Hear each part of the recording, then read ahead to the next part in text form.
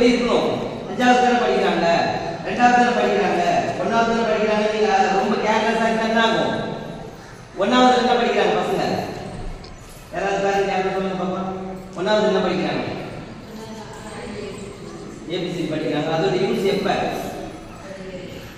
இப்போ 1வதுல வந்து ஏபிசி படிக்கிறாங்க. அது எப்போ பயன்பட போகுது? அடுத்த கிளாஸ்னா எந்த கிளாஸ்? Second standard. அப்போ ஏபிசிடி ஒரு கிளாஸ்ல படிக்கிறாங்க. 2வது என்ன பண்றாங்க? எழுத்துக்கூட்டி ஒரு சென்டென்ஸ் ஃப்ரேம் படிக்கிறாங்க. 1வதுல ஒண்ணும் படிக்காம முடிச்சுனா 2வதுல வந்து அடுத்த லெவலுக்கு போயிடுவாங்க. புரியுதா? இப்போ இத வச்சு நீங்க சொல்லிட்டு கொடுத்துக்க முடியாது. புரியுதா? உங்களுக்கு எது சீரியஸ்னஸ்னா என்ன, படிப்புனா என்ன அப்படி நீங்க புரிஞ்சுக்கணும். இது வந்து கண்டினியூஸ் ப்ராசஸ். படிப்புன்றது ஒரு நாள் படிப்பு கிடையாது. ஒரு நாள் நீங்க ஏதோ பண்ணிடலாம், பெரிய பசங்க அதே படிச்சுக்கோம். இப்ப சின்ன பசங்க என்ன தெரியும் நீங்க நினைச்சிருப்பீங்க, அப்படித்தானே? சின்ன பசங்க என்ன தெரியும், உங்களுக்கு கொஞ்ச நாள் சரியா போயிடும் அப்படி நினைச்சிருப்பீங்க. இது கிடையாது. உண்மையாலுமே படிக்கிற பசங்க என்ன பண்ணணும்? கண் ஒரு முழிச்சு பார்க்கணும். பசங்க கிளியரா பார்த்தாதான் மண்டை அந்த மூளைக்குள்ளே புரியும். புரியுதா? மேலோட்டமா பார்க்க கூடாது. அது எப்படி புரிஞ்சுக்கணும்னா, எப்படி வந்து 1 2 3 தெரியலன்னா நமக்கு பார்க்கறது ஒரு கோலம் மாதிரி தெரியும். கரெக்டா? நீங்க இப்போ படிக்காதவங்களுக்கு தான் ஒரு அருமை தெரியும். இப்போ நம்ம படிச்சிருக்கோம், ஒரு 10ன்னு போட்டுருக்குன்னு வச்சுக்க, அது என்ன தெரியும்? ஓகே 10ன்னு தெரியும். படிக்காதவங்களுக்கு 10 ஒன்று தான், 100 ஒன்று தான், 1000 ஒன்று தான். அப்போ அந்த டிஃபரன்ஸ் யாருக்கு தெரியும்? உங்களுக்கு இப்போ தெரிஞ்சிருச்சு. அப்போ உங்க பசங்களை நீங்க எப்படி பார்க்கணும்? 1வது படிக்கிறதுல இருந்தே உஷாரா பார்க்கணும் பசங்க. ஓகேவா? ஏன் சொல்றேன்னா, நாங்க பாக்குறோம் இப்ப நிறைய பேரண்ட்ஸ் நிறைய ஸ்கூல்ல ரொம்ப பணம் கட்டிட்டு 10 லட்சம் 5 லட்சம் கடன் வாங்கி, வெறும் ஒண்ணு இல்ல, ஒரு வருஷம் ஃபீஸ் கட்டிட்டு ஒரு 50,000 கடன் வாங்குறாங்க வச்சுக்கோங்க. அடுத்த வருஷம் 50,000 திருப்பி கட்டணும் தானே? அப்படியே கட்டினே வந்தா எவ்வளவு ஆகுது? 5 லட்சம் ஆயிடுமா? புரியுதா? அப்போ இது யாரு சரி பண்றது? அகைன் அந்த பேரண்ட்ஸ் தான். இதெல்லாம் போட்டு படிக்கணும்னா என்ன ஆயிடும்? வேஸ்டா போயிருமா? ஒரு தொழில் வந்து நஷ்டமாக போகுது நம்ம ஆரம்பிப்போமா? இப்போ 100 மார்க்குக்கு எக்ஸாம், உங்க பசங்க 35 வாங்கினா போதுமா? நஷ்டம் எவ்வளோ? 65% நஷ்டம். ஆனா நம்ம நினைக்கிறோம் 35 மார்க் வாங்கிருச்சு பசங்க போதும்.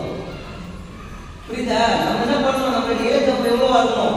உங்களுடைய இலக்கு சொல்லுங்க எல்லாரும். சரி, நான் பேசுறது புரியா? அதாவது 100 மார்க் எக்ஸாம், 100 வாங்குறது எப்படி? அது டீச்சர் சொல்லி கொடுக்குறாங்கல்ல. டெய்லி கூட்டு வர போறீங்கல்ல, இப்போ நீங்க கூட்டு வரீங்க, கூட்டு விட போறீங்க. அப்ப என்ன பண்ணணும்? உஷாரா என்ன சொல்லி கொடுக்குறாங்க நீங்க கேட்கணும். டீச்சர் சரியில்லையா, அடுத்த லெவல்ல எக்ஸாம் கிட்ட கம்ப்ளைண்ட் பண்ணணும். புரியுதா? நான் கம்ப்ளைண்ட் பண்றதுன்னா எடுத்தோம்னே கிடையாது.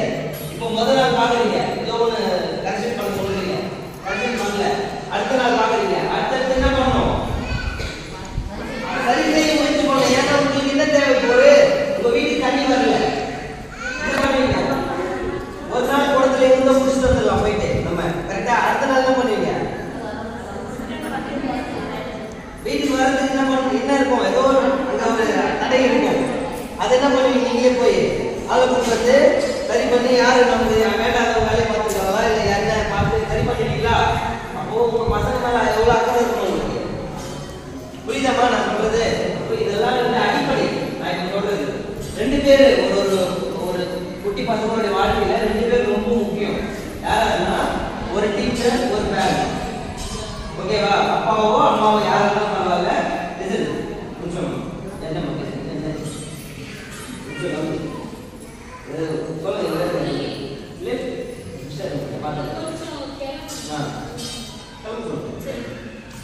அதாவது 2 பேர் ரொம்ப முக்கியம். ஓகேங்களா? ஒன்னு பேரண்ட், ஒருத்தர் டீச்சர்.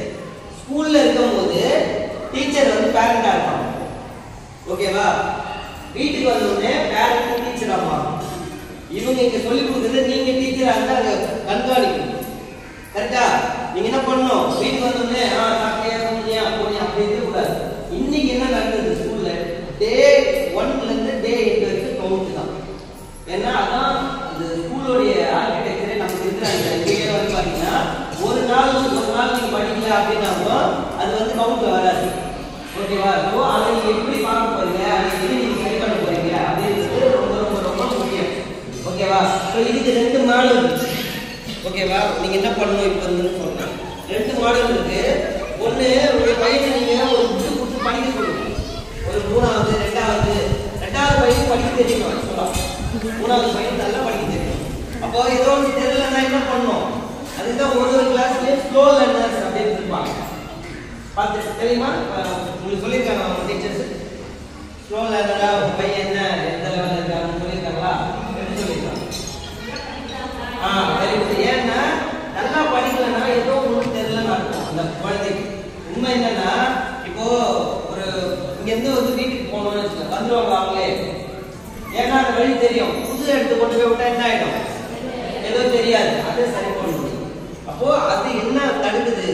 அந்த குழந்தை கத்துக்கிறத எது தடுக்குதுன்னு நீங்க யோசிக்கணும். கரெக்டா? இதெல்லாம் நான் ஏன் சொல்றேன்னா, பேரண்ட்ஸ் உங்களுக்கு இந்த டிஎன்பிஎஸ்சி எக்ஸாம்ல யாராவது பண்றீங்களா? நீங்களே எல்லாரும் எக்ஸாமுக்கு யாராவது ப்ரிப்பேர் பண்ற மாதிரி அது சிலபஸ் என்ன தெரியுமா? 6 to 10. குரூப் 4 வந்து பாத்தீங்கன்னா 6 to 8. ஓகேவா? குரூப் 2 வந்து 8 to 10. 6வது நல்லா படிச்சாலே பாதி விஷயம் முடிஞ்சு போச்சு. அவங்க வாழ்க்கையில எது வந்தாலும் 6வதுல இருந்து படிக்க ஆரம்பிச்சாங்கன்னா அவங்க காலேஜ்லாம் போகும்போது ரொம்ப ஈஸி. புரியுதா உங்களுக்கு? இதெல்லாம் அட்வைஸ் மாதிரி கிடையாது, இதெல்லாம் கம்பல்சரி. இப்படி இருந்தா நல்லா இருக்கும், இந்த பசங்க ஷூ போட்டா நல்லா இருக்கும், அப்படி கிடையாது. இது வந்து கம்பல்சரி நீங்க பண்ணி ஆகணும். இதுக்கு ஹெல்ப் பண்றதுக்கு தான் இவ்வளவு டீச்சர்ஸ் இருக்காங்க. டீச்சர்ஸ் எப்படி இருக்கணும்னா, இப்போ நீங்க என்ன பண்ணணும்னு நினைக்கிறீங்களோ அதை அவங்க கிட்ட நீங்க சொல்லணும். உங்க பசங்க வீட்டுல நீங்க மானிட்டர் பண்றீங்க, அது சரியில்லை, ஏதோ ஒன்று ராங்கா இருக்கு, இல்லை அவங்களுக்கு இதுவா இருக்குன்னா நீங்க ஏதோ ஒரு கோலான்னு சொல்லுங்க. ஃபர்ஸ்ட் பசங்களுக்கு நீங்க 2 விஷயம் பண்ணணும். என்ன பண்ணணும்ன்றது ஃபர்ஸ்ட் அவங்களுக்கு படிக்க தெரிஞ்சா இல்லையா அதை வந்து வச்சுக்கோங்க. இப்போ அடுத்தது அவங்க என்ன பண்ணணும், அது எப்படி பண்ணணும். இங்க இருந்து நீங்க இப்போ உங்க வீட்டுக்கு போன எப்படி போவீங்க? பொன்னேரி போன எப்படி போவீங்க?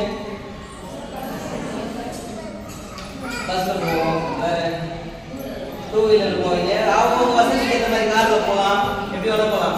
ஐஏஎஸ் ஆகணும்னா என்ன பண்ணணும்? படிக்கணும் கிடையாது. அதாவது நீட் இது எம்பிபிஎஸ் படிக்கணும்னா நீட் எழுதணும், அப்படிலாம் ஒரு எக்ஸாம் இருக்குல்ல. படிக்கணும்ன்றது காமன். ஒரு இலக்கை நோக்கி போகும்போது ஸ்பெசிஃபிக்கா போங்க. அப்படி சொல்றேன். நீங்க வந்து இப்போ படிக்கணும்னா எல்லாமே தான் படிக்கணும். எம்பிபிஎஸ் படிக்கணும், கலெக்டர் படிக்கணும், எல்லாமே படிக்கலாம். அப்போ ஒரு இலக்கை நோக்கி எப்படி இதுவா போறது, டார்கெட்டா போறது.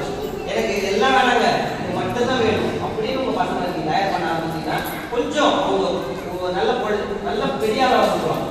நான் சின்ன வயசுல ஒரு நாள் கவர்மெண்ட் விட மாட்டேன். அப்போ உண்மையாலுமே நம்ம பார்க்குற விஷயங்கள், நம்ம கத்துக்கிற விஷயங்கள் சின்ன வயசுல நம்ம என்ன கத்துக்கிறோமோ, சின்ன வயசுல நம்ம என்ன படிக்கணுமோ தான் உங்களுடைய எதிர்காலம் எல்லாருடைய. அதனால இந்த பிரைமரி ஸ்கூல் தானே அப்படின்னு சொல்லிட்டு ரொம்ப கேர்லெஸ்ஸா இருக்கக்கூடாது. பிரைமரி ஸ்கூல்ஸ் தான் நான் அதிகமா ட்ரைனிங் கொடுக்கணும். புரியுதா? உங்க பேரண்ட்ஸ் ஏன் நீங்க கூட கேட்கலாம், எதுக்கு வந்து இங்க வந்து பேசணும். புரியுதா உங்களுக்கு?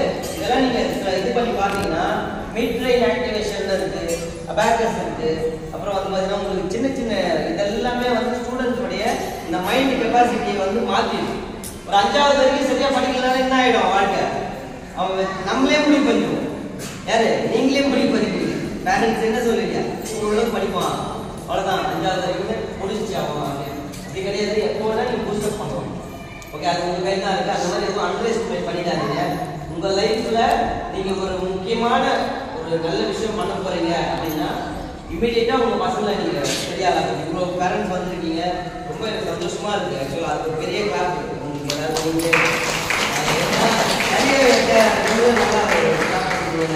ஏன்னா நிறைய பேரண்ட்ஸ் டீச்சர்ஸ் மீட்டிங்னா போனா கொஞ்சம் பேர் தான் வருவாங்க. ஆக்சுவலா பார்த்தீங்கன்னா நல்லா ரெடி ஆகிட்டு ஒரு ஃபங்க்ஷனுக்கு வர மாதிரி வந்துருக்கீங்க. சந்தோஷம். என்னன்னா நமக்கு எவ்வளவு இன்ட்ரெஸ்ட் ஒரு விஷயத்துல அப்படி புரியும்ல. இப்ப நம்ம ஒரு விஷயத்த பண்றோம், அது எப்படி பண்றோம்ன்றது நமக்கு தெரிஞ்சிடும்.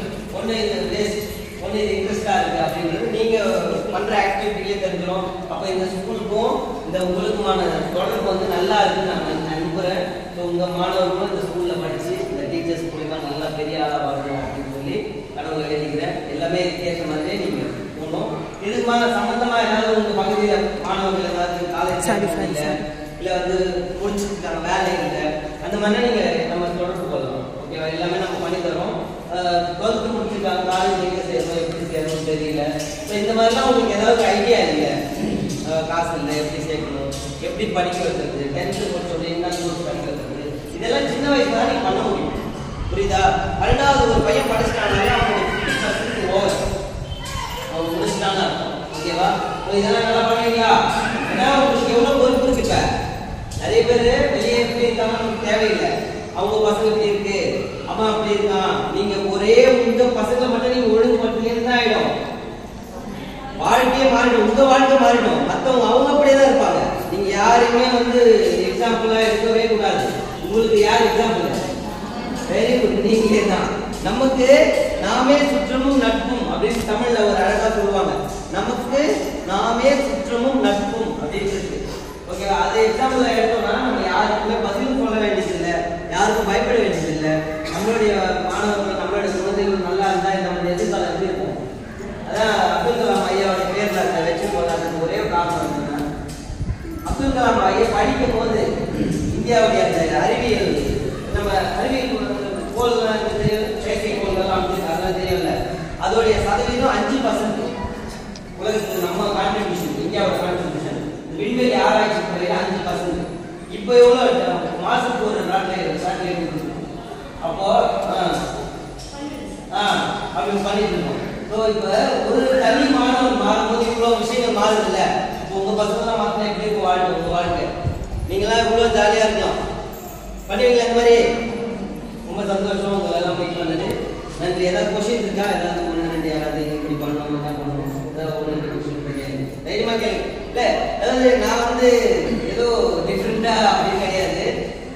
பல ஸ்கூல்ஸ் பல காலேஜஸ்ல வந்து நம்ம கிளாஸ் ரொம்ப நம்ம பேரண்ட்ஸ் கிட்ட என்ன பேசணுமோ அதை மட்டும் தான் பேசியிருக்கேன். ஸ்டூடெண்ட்ஸ் கிட்ட பேச வேண்டியது எதுவுமே பேசல.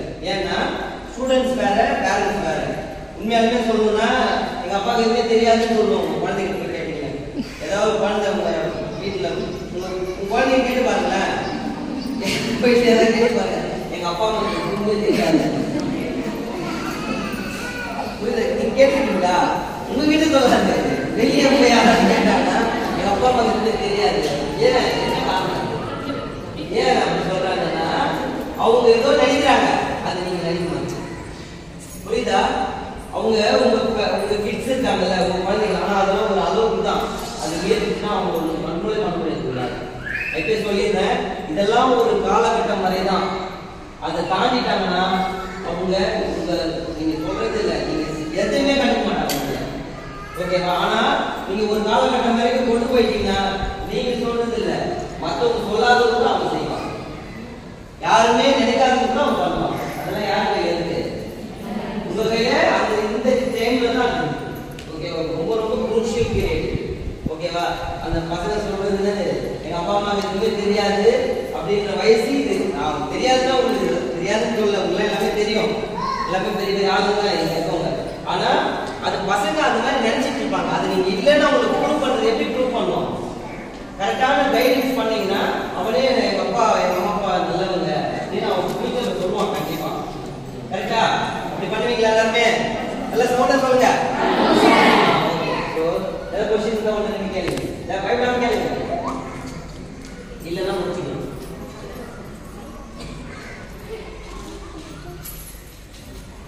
சரி, தைரியமா கேளுங்க, ஒன்றும் இல்லை.